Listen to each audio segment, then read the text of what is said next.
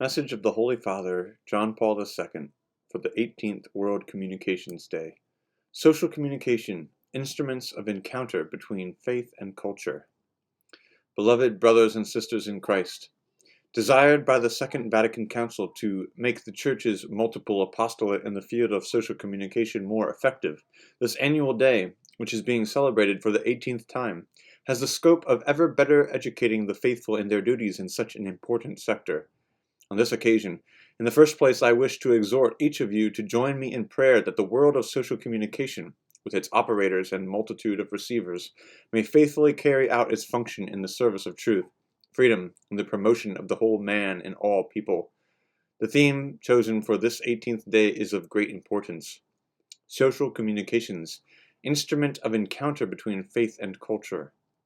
Culture, faith, and communication are three realities among which a relationship is established on which depend the present and the future of our civilization, which is called to express itself ever more fully in its planetary dimension. Culture, as I had the opportunity to say earlier, is a specific dimension of the existence and being of man. It creates among the persons within each community a complex of bonds, determining the interpersonal and social character of human existence. Man is both subject and creator of culture in which he expresses himself and finds his equilibrium. Faith is the meeting between God and man. To God, who in history reveals and realizes his plan of salvation, man responds through faith, receiving and making his own this plan, directing his life to this message. Faith is a gift from God to which man's resolve must correspond.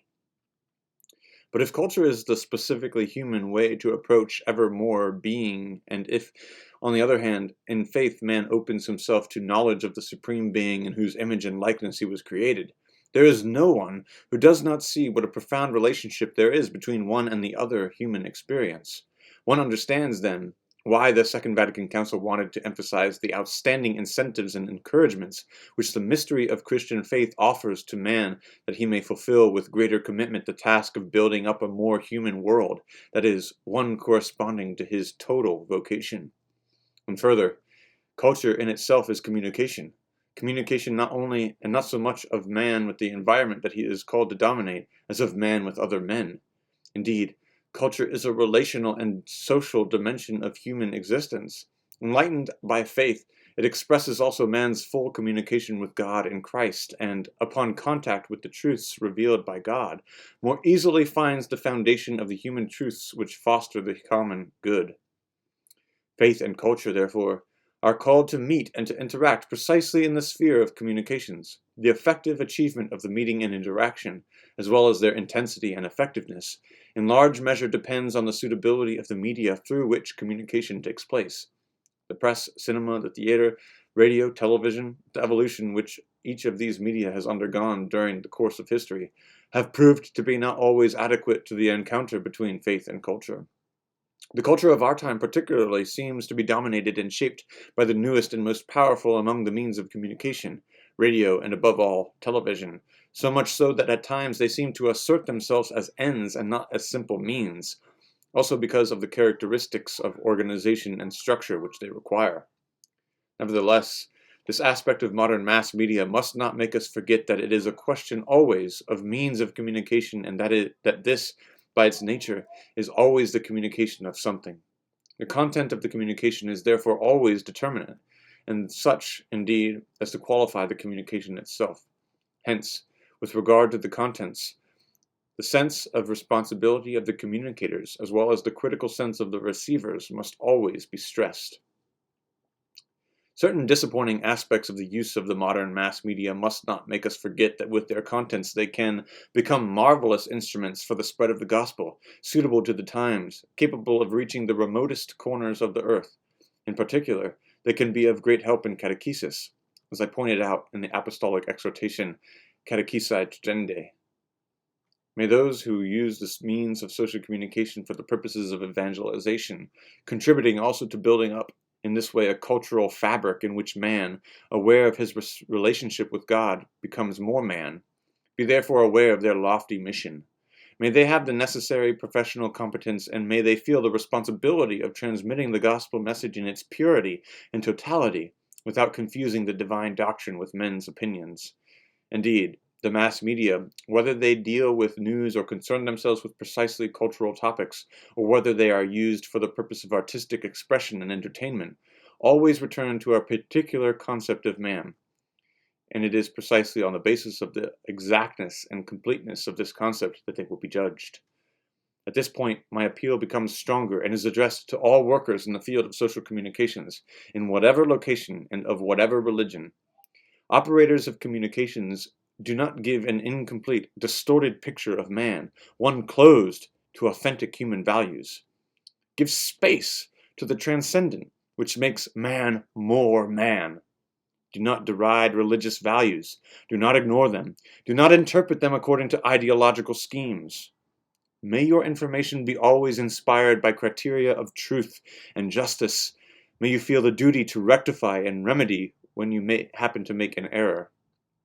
Do not corrupt society, and in particular youth, by the approving and insistent depiction of evil, of violence, of moral abjection, carrying out a work of ideological manipulation, sowing discord. All you who work in the mass media know that your messages reach a mass that is such because of the number of its members, each of whom, however, is man, a person concrete and unique, who must be recognized and respected as such. Woe to anyone who will have given scandal, especially to the little ones.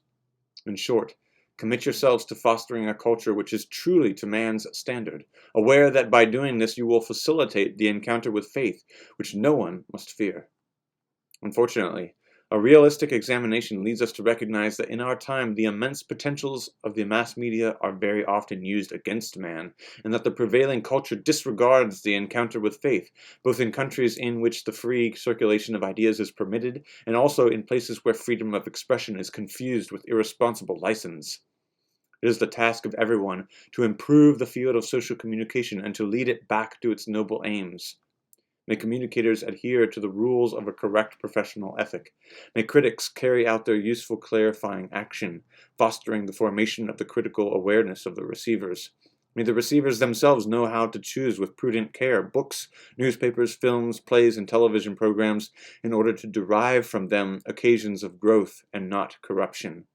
Furthermore, also through suitable associated forms, may they make their voice heard by the operators of the communication, that it may always be respectful of man's dignity and his inalienable rights. And, with the words of the Second Vatican Council, I point out that the civil authorities, which rightly regard the well-being of the citizens as their concern, are also bound to ensure, equitably and vigilantly, that public morality and social progress are not gravely endangered through the misuse of these media. Indeed, since at the beginning of communication there is a man communicator, and at its end there is a man receiver, the media of social communication will facilitate the encounter between faith and culture the more they foster the encounter of persons among themselves, so that a mass of isolated individuals will not be formed, each one of whom may be in dialogue with the written page or the stage or the small or large screen, but a community of persons aware of the importance of the meeting with faith and with culture, and determined to achieve it through personal contact in the family, in the place of employment, in social relations. May culture and faith, which find useful and often indispensable direct or indirect aids in the mass media, circulate in the dialogue between parents and children, become enriched through the work of teachers and educators, develop through direct pastoral action, up to the personal encounter with Christ, present in the Church and in his sacraments. With the intercession of Mary Most Holy, I invoke on the workers in the field of communications and on the vast community of receivers, the heavenly favors of which my apostolic blessing is a pledge, that each one in his own role may commit himself to ensure that social communications be an ever more effective means of encounter between faith and culture. From the Vatican, 24th of May, 1984.